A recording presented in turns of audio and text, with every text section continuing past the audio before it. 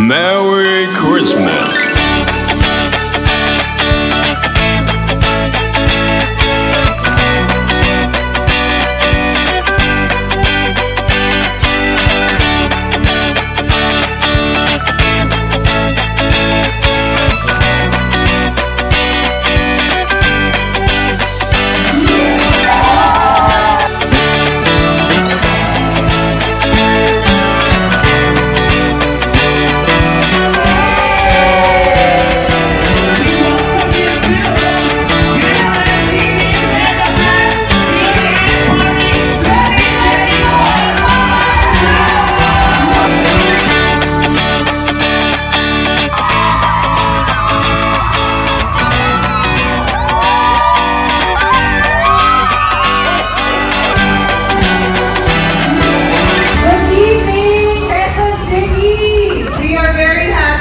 Introduce to you our events place. Itong napakagandang lugar na to, ginawa ni Ian, project niya para kahit pa paano, sama-sama tayo na masaya sa isang lugar. Ang sarap sa Pasko, kahit bago, nagsasama-sama at nagkikita-kita pa rin.